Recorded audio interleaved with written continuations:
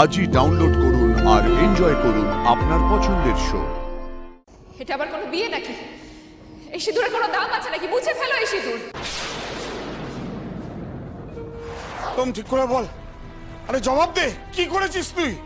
জবাব তো আমারও চাই শিবুদা। সোমকে আমি অনেক বছর ধরে চিনি। সোম কোনোদিন কোনো অন্যায় কাজ করতেই পারে না, আর আমার বিশ্বাস অত সহজে টলে না। এর জবাব যদি নিতে হয় তাহলে আমি আমার মেয়ের কাছ থেকে নেব। এই কাজে নিশ্চয়ই ওর কোনো কারসাজি আছে। আয় ময়না, ছোটবেলা থেকে তোর সমস্ত খামখেয়ালিপনা আমি সহ্য করেছি, কোনোদিন কিচ্ছু বলিনি।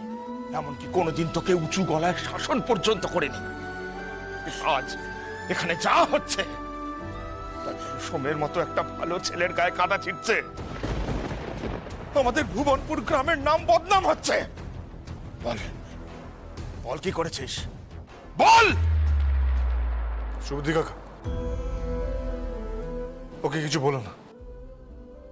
যা হয়েছে, যা ঘটেছে, তাতে ওর কোনো হাত ছিল না। সোম, পরিষ্কার করে বল কি হয়েছে। কি হলো সোম? বলো না, তুমি কেন চুপ করে আছো? বলো না। তুমি বাড়ি থেকে বেরোলে, তারপর লাল কাপড়ে গেলে, তারপর কি হলো ওখানে? কি হয়েছে ওখানে? বলো না সোম। বিয়ে হয়েছে, কিন্তু এই বিয়ে জোর করে দেওয়া হয়েছে, সবটা আমি বলছি।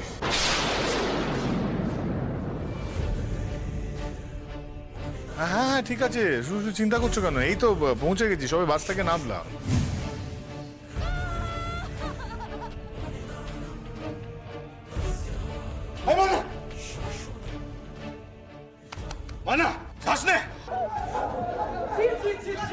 মন্দিরের মধ্যে এসব কিসের নোংরামি? বাড়িতে বউ রেখে এখানে নোংরামি হচ্ছে?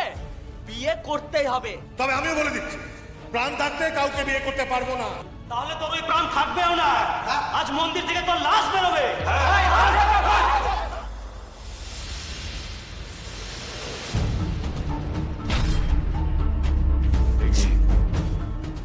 তোর সিঁদুরে সিঁদুর কেন? তোমার সাথে ওর বিয়ে হয়েছে।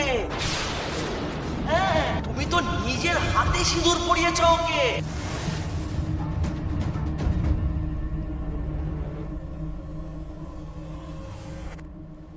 সোম যা বলছে তা ঠিক?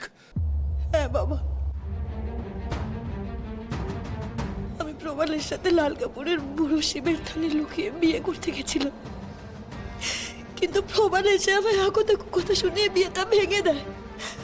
আমার মাথা ঠিক ছিল না বাবা, আমি নিজেকে শেষ করে দিতে চাইছিলাম। কিন্তু সমুদা না থাকলে না, আজ আমি আর বেঁচে থাকতাম না বাবা। তোর কি কোনো দিন বুদ্ধি হবে না? একটা ছেলে বিয়ের থান ছেড়ে চলে যায় কি করে?